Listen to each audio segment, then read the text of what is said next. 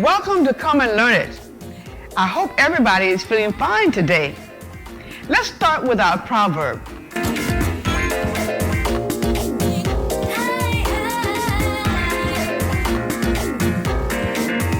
An empty bag cannot stand. An empty bag cannot stand. I have here two empty bags for examples, and as you can see, neither one of them are standing up. And that's because they have nothing in them. So usually an empty bag means a person who needs something that needs to go in there so they can do something with it. Let's try and see what happens when we put something in the empty bag. Here I have some food. I'm going to put some food in this plastic bag, and let's see what happens.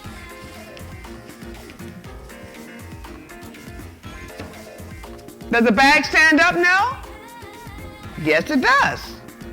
Let's see what happens when I put some faith into this paper bag. Does it stand up now? Yes, it does. Our proverb, empty bag cannot stand. You need to have something in your bag, food or faith.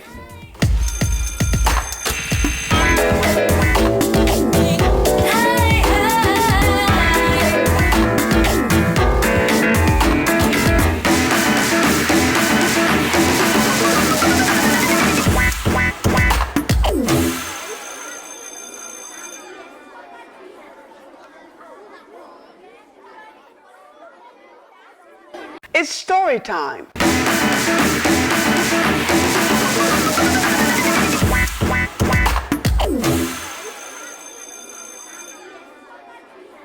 And our story for this week is The Old Woman and the Physician.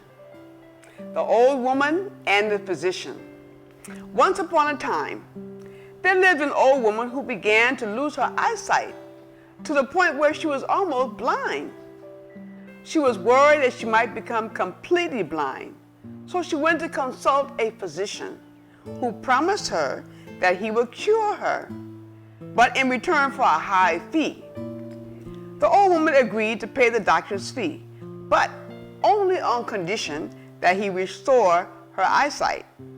If he failed to do so, he would not get paid.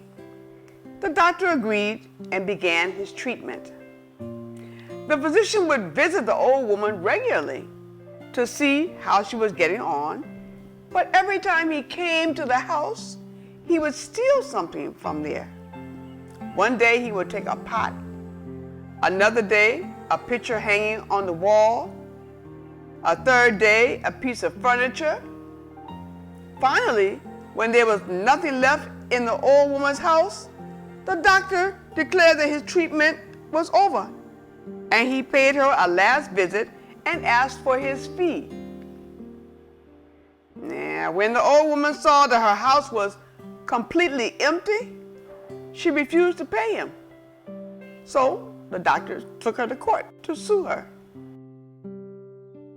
The old woman was brought into the court, and when questioned by the judge, she declared, "The doctor is quite correct about our agreement.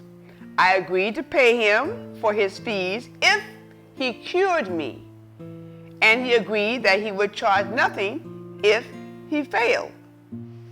Now he's insisting that I am cured, but how can that be? When he started his treatment, my eyes were failing, but I could see the furniture and other things in my house. But now, when according to him I'm supposed to be cured, I can see nothing at all in my house. Instead of curing me, the doctor has blinded me."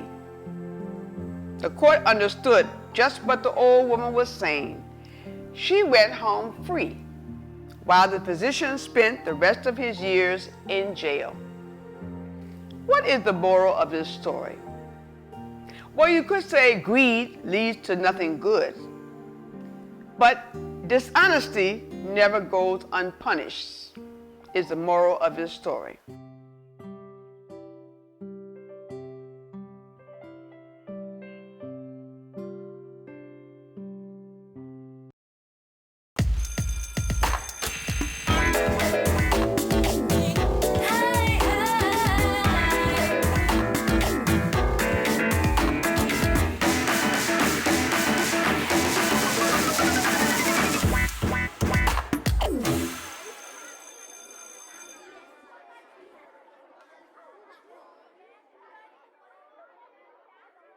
Let's give a little point of information. All doctors or physicians take what we call the Hippocratic Oath when they graduate from medical school. And this oath is like a contract for doctors to work for the benefit of the health of the patient and the public. The last part of the oath says, and I quote, "If I do not violate this oath, may I enjoy life and art, be respected while I live, and be remembered with affection.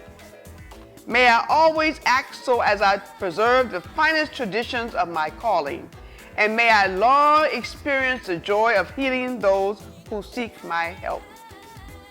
End of quote. Let's see what we remember from this story. It's comprehension time.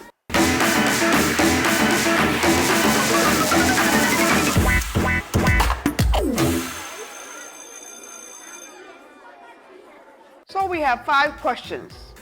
Number 1, this physician obviously did not honor the oath. How did he violate the Hippocratic Oath?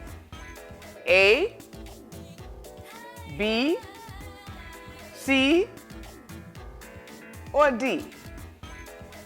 And the correct answer is D. He did not work for the benefit of the old lady. Now, for those of you who chose A, he stole from the old lady's house, it's a true statement, but it does not answer the question. Letter B, he did not really give her any treatment. That's an assumption, but it does not answer the question. Letter C, he took her to court for the fees that did not cure her eyes. It's true, but that does not answer the question. So you have to be careful to choose the answer that answers the question, not just because the statement is true. So let's try number 2. The old woman refused to pay the physician's fees because A, B, C, and D. And the correct answer is B. She couldn't see anything in her house anymore. Now, letter C, he carried her to court, is a true statement, but that's not why she refused to pay. Number 3, what's the best moral or lesson of the story? A, B, C, or D? And the answer is C. Dishonesty never goes unpunished.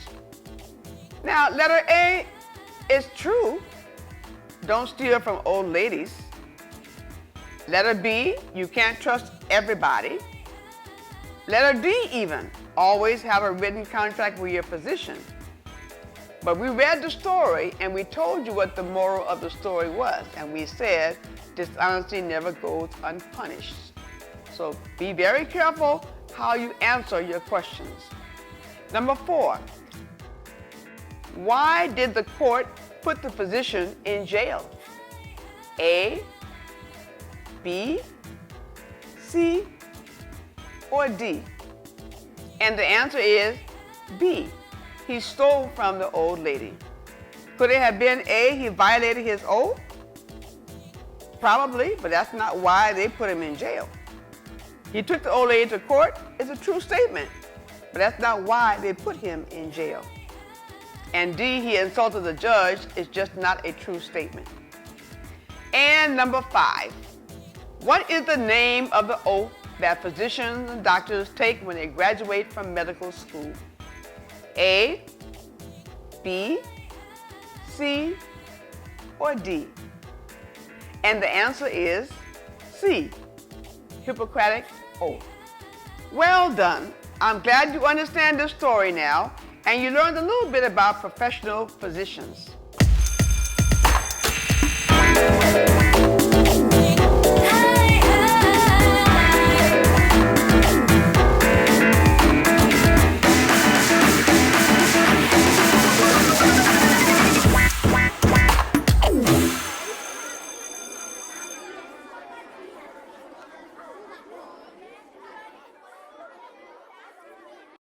It's grammar time.